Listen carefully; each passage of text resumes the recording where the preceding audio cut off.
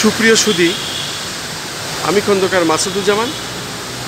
তারা news, বিডিটিএনবি, এসএসজেআর TV, তেলেনা TV ও কেজেআর TV, সে সাথে তারা নিউজ বিডি.কমের সম্পাদক ও প্রকাশক হিসাবে ধারাবাহিকভাবে যে কাজগুলো আমরা করে থাকি, ঠিক তারই ধারাবাহিকতায় জাতীয় প্রেস ক্লাবের সামনে আমরা দেখতে পাচ্ছি একজন ভদ্রলোক। ওনার ছেলেকে নির্মম নৃশংসভাবে হত্যা করা হয়েছে এবং তারই প্রতিবাদে উনি জাতীয় প্রেস ক্লাবের সামনে এসেছেন এবং মাননীয় প্রধানমন্ত্রীর দৃষ্টি আকর্ষণ করছেন ন্যায় বিচার পাওয়ার স্বার্থে। আমরা দেখতে পাচ্ছি হারুনা রশিদ সাহেব, আপনি আপনার ছেলেকে যে অন্ডকোষে আঘাত করে হত্যা করা হয়েছে এ ব্যাপারে কি আপনি নিশ্চিত? জি, নিশ্চিত।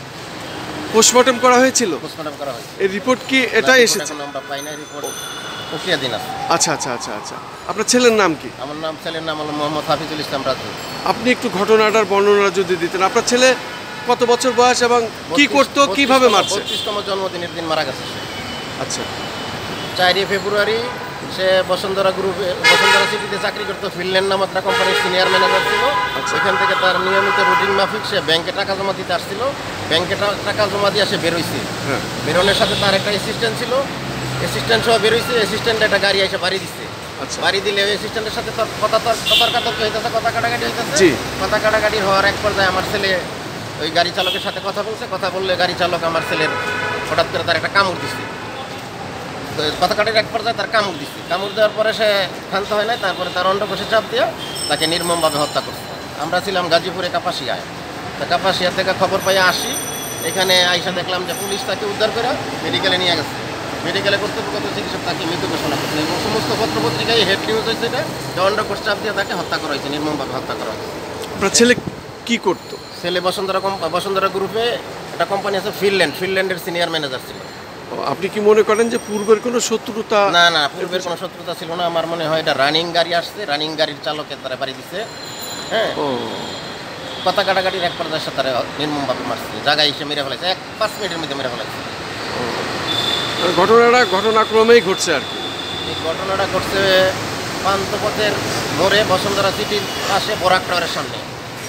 তার মানে এটা সুপরিচিত হত্যা আপনি মনে করেন? জি। আপনি কি খুনিদের ন্যায় বিচার চাচ্ছেন? জি, খুনিদের ন্যায় বিচার চাচ্ছি। মাননীয় প্রধানমন্ত্রীর হস্তক্ষেপ কামনা করছি। ফাঁসি চান দেশের প্রচলিত আইনে? জি, ফাঁসি চান।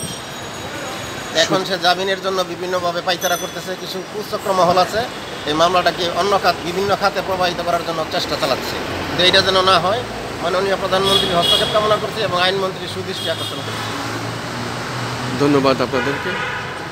শুধু দর্শক শুনলেন একজন বাবার আকুতি।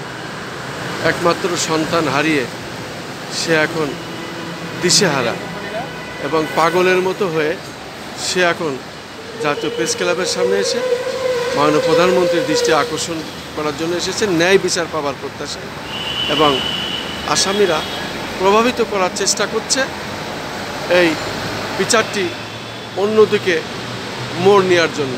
এরই প্রতিবাদে উনি আগেই জাতীয় প্রেস ক্লাবের সামনে এসেছেন। এই দিশাহারা এই একজন বাবার আকুতি শুনলেন আপনারা। ওনার একমাত্র ছেলে। এখন আমার সংসার খুব দুরবস্থায় আছে। শুধু দর্শক শুনলেন একজন বাবার আহাজারি। রীতিমতো উনি এখানে পাগলের মতো হয়ে গেছেন।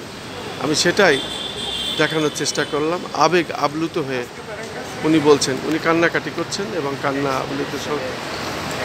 শুধু দর্শক আসলে এই বাবার এই আকুতি, একমাত্র ছেলে হারিয়ে উনি দিশেহারা এবং কান্নাকাটি করছেন, পাগলের মতো অবস্থা হয়েছে। ন্যায় বিচারের সাথে উনি জাতীয় প্রেস ক্লাবের সামনে আজকে এসেছেন, সাংবাদিকদের শরণাপন্ন হয়েছেন এবং মাননীয় প্রধানমন্ত্রীর দৃষ্টি আকর্ষণ করছেন।